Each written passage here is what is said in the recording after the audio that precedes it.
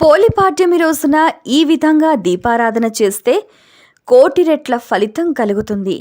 జన్మజన్మల పాపం తొలగిపోతుంది.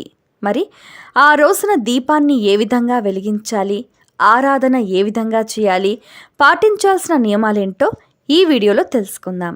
శివకేశవులిద్దరికీ ప్రీతికరమైన కార్తీక మాసంలో 30 రోజుల పాటు వ్రతం చేసి 30 రోజులు దీపాలు వెలిగించిన వారు ఆ మరుసటి రోజు అంటే 31వ రోజు మార్గశిర మాసం శుక్లపక్షం పాడ్యమి రోజున సూర్యోదయం కంటే ముందే బ్రాహ్మీ ముహూర్తంలో దీపాలను నీళ్ళల్లో వదలటం అనేది సంప్రదాయంగా వస్తోంది.